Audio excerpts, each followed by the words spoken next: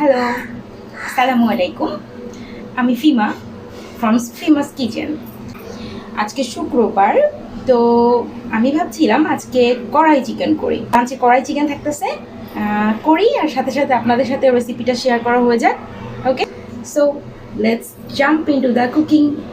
কড়াই চিকেন রান্নার জন্য আমি একটি পাত্রে সাদা তেল দিয়ে নিব। তারপরে আমি এখানে 500 গ্রামের মতো চিকেন নিয়েছি। চিকেনের পিসগুলোকে আমি তেলের মধ্যে বেশ কিছুক্ষণ ভেজে নিব এবং এটাতে দিয়ে দিব শুকনো মরিচের গুঁড়ো এবং লবণ। শুকনো মরিচের গুঁড়ো আর লবণ দিয়ে আমি চিকেনের পিসগুলোকে বেশ কিছুক্ষণ একটু ভাজা ভাজা করে নিব। তেলে বেশ কিছুক্ষণ একটু ভাজা ভাজা হয়ে গেলে আমি চিকেনের পিসগুলোকে তেল থেকে একটা করে তুলে নিব। ওই তেলেই আমি আবার বাকি রান্নাটা শেষ করব। তো চিকেনের পিসগুলোকে তুলে নিচ্ছি একটা একটু করে, একটু তেল ঝরায় উঠাই নিতেছি। চিকেনের পিসগুলোকে তুলে নেওয়া হয়ে গেলে আমি ওই তেলেই পেঁয়াজ কুচি দিয়ে দিচ্ছি। আমি এখানে 2টা বড় সাইজের পেঁয়াজ কুচি করে নিয়েছি। পেঁয়াজ কুচিগুলোকে বেশ কিছুক্ষণ তেলে একটু নরম করে ভেজে নিব। ভেজে নেওয়া হয়ে গেলে আমি এখানে মশলাগুলো অ্যাড করে দিচ্ছি। আমি দিয়ে দিয়েছি 1.5 চা চামচ আদা বাটা, 1 চা চামচ রসুন বাটা, 1 চা চামচ জিরা বাটা আর আধা চা চামচ গরম মশলা বাটা। তারপরে দিয়ে দিচ্ছি লবণ, 1 চা চামচ হলুদ গুঁড়া, আবার একটু আধা চা চামচ মরিচের গুঁড়া, একটু ঝাল ঝাল না হলে এটা ভালো লাগবে না, 1 চা চামচ জিরার গুঁড়া এবং 1 চা চামচ ধনিয়ার গুঁড়া।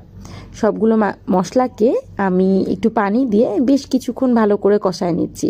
মশলা থেকে তেল ছেড়ে দিলে আমি চিকেনের পিসগুলোকে এই মশলার মধ্যে দিয়ে বেশ কিছুক্ষণ নাড়াচাড়া করে পরিমাণ মতো পানি দিয়ে সিদ্ধ হওয়ার জন্য রেখে দিব মিডিয়াম লো আছে। প্রায় 25 মিনিটের মতো এটাকে আমি সিদ্ধ করে নিয়েছি। তারপর এখানে আমি দিয়ে দিয়েছি টমেটো কুচি দেওয়ার পরও আবার কিন্তু 10 মিনিট আমি এটাকে মিডিয়াম লো আঁচে রাখবো। এই প্রায় সব কিছু খুব বেশ ভালোভাবে সিদ্ধ হয়ে গেছে। এরপরে আমি এটাতে অ্যাড করে দিব ধনেপাতা কুচি, টমেটো, কাঁচামরিচ, এগুলো স্কিপই করা যাবে না, ঠিক আছে, এগুলো মাস্ট দিতে হবে। তারপর আমি ধনেপাতা কুচি দিয়ে দিচ্ছি এবং বেশ কিছু কাঁচামরিচ, প্রায় 8-10টার মতো কাঁচামরিচ আমি একটু করে নিয়ে এটার মধ্যে দিয়ে দিচ্ছি অনেক সুন্দর একটা ঘ্রাণ আসার জন্য।